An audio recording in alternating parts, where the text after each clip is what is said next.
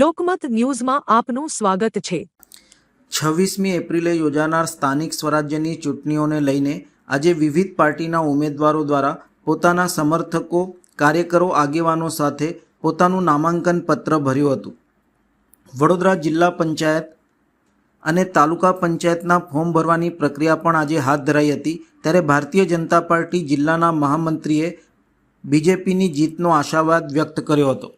સ્થાનિક સ્વરાજ્યની ચૂંટણી વર્ષ 2026 માટે વડોદરા તાલુકા પંચાયતમાં સમાવિષ્ટ 7 જિલ્લા પંચાયત અને 16 તાલુકા પંચાયતની સીટોનું ફોર્મ સ્વીકારવાની પ્રક્રિયા મામલતદાર શ્રી ગ્રામ્ય પાસે થઈ હતી અને 14 તાલુકા પંચાયત સીટ માટેના ફોર્મ સ્વીકારવાની પ્રક્રિયા ટીડીઓ સમક્ષ થઈ હતી। બીજેપીના કાર્યકરો, હોદ્દેદારોની ઉપસ્થિતિ વચ્ચે આજે ઉમેદવારોએ પોતાના ફોર્મ ભર્યા હતા અને પોતાની જીતનો આશાવાદ વ્યક્ત કર્યો હતો। બીજેપી દ્વારા આ જીતનો આશાવાદ વ્યક્ત કરવામાં આવ્યો છે। બીજેપી શહેર, જિલ્લા પંચાયત, તાલુકા પંચાયત, નગરપાલિકામાં પણ બહુમતીથી જીત મેળવશે તેવો આશાવાદ વ્યક્ત કરાયો હતો।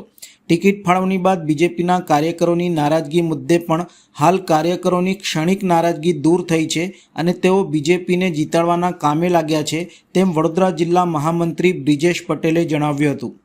સ્થાનિક સ્વરાજની ચૂંટણી વર્ષ 2026 માટે હાલના જે ચૂંટણી અધિકારી છે તેઓના અંડરમાં વડોદરા તાલુકા પંચાયતમાં સમાવિષ્ટ 7 જિલ્લા પંચાયત અને બીજી 16 તાલુકા પંચાયત સીટોનું ફોર્મ સ્વીકારવાની પ્રક્રિયા મામલતદાર શ્રી ગ્રામ્ય પાસે થવાની છે અને 14 તાલુકા પંચાયત સીટ માટેની ફોર્મ સ્વીકારવાની પ્રક્રિયા તાલુકા વિકાસ અધિકારી વડોદરાના સમક્ષ થવાની હોય।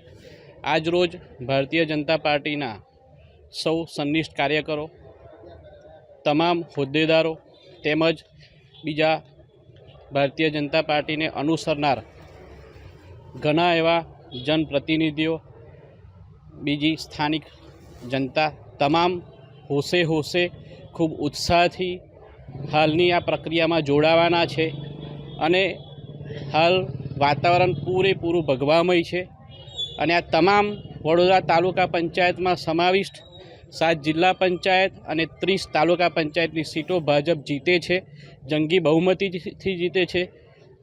વિરોધ પક્ષ પાસે ક્યાંય એવા કોઈ ઉમેદવાર નથી અને ક્યાંય એમની પાસે કોઈ વિચારધારણા નથી કે એમની પાસે કોઈ એવું વિઝન નથી જેથી હાલ જ એમના હથિયારો મુકાઈ ગયા તેમ લાગે છે અને ભારતીય જનતા પાર્ટી ખૂબ જ જંગી લીડે આ તમામ સીટો જીતવાની છે। એટલું જ નહીં, વડોદરા જિલ્લામાં સમાવિષ્ટ તમામ જિલ્લા પંચાયત, તમામ તાલુકા પંચાયતો અને તમામ નગરપાલિકાઓના પણ જે ઉમેદવારો છે ભારતીય જનતા પક્ષ દ્વારા ડિક્લેર કરવામાં આવ્યા છે તે પણ ખૂબ જ જંગી બહુમતીથી જીતવાના હોય અને તે તમામ ઉમેદવારોને અમે ભારતીય જનતા પક્ષ તરફથી સર્વેને ખૂબ અભિનંદન આપીએ છીએ અને તેઓ વિજય થાય તેવી અમારી લાગણી છે અને માન છે।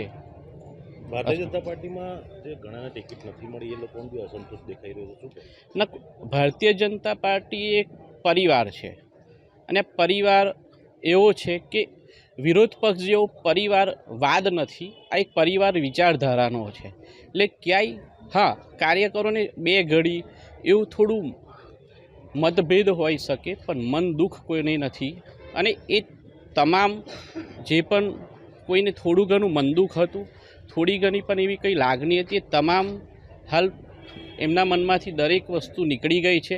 બસ તમામ કાર્યકર, ભારતીય જનતા પાર્ટીના સંનિષ્ઠ કાર્યકરો ભારતીય જનતા પાર્ટીના તમામ ઉમેદવારને જીતાવા તરફ જ લાગવાના છે અને હાલ લાગી ગયા છે જ્યારથી ઉમેદવાર ડિક્લેર થયા છે અને આ જે વાયકાઓ છે એ વાયકા તદ્દન પાયા વિહોણા છે। કોર બેઠકની વાત કરીએ તો ત્યાં અંકિતાબેન પરમારને ટિકિટ મળતા જ આપના ભારતીય જનતા પાર્ટીના ચાપડથી ફોર્મ ભરવા માટે અપક્ષ ઉમેદવારી કરવાના છે, શું કહે છે? ના, એ હાલ અમને કોઈ એવું જાણવા મળ્યું નથી અને જે અંકિતાબેન પરમાર છે તે યુવા મોરચાના પ્રદેશના ઉપાધ્યક્ષ છે અને તે ખૂબ જ સંનિષ્ઠ કાર્યકર છે, ભૂતકાળમાં તાલુકા પંચાયત પ્રમુખ પણ રહી ચૂક્યા છે અને જે બેનની આપ વાત કરો છો તે પણ ભાજપના જ પરિવારના છે અને એવું કોઈ મન દુઃખ છે નહીં। હાલ અમારા ધ્યાને કંઈ આવ્યું નથી। આપનું શુભ નામ?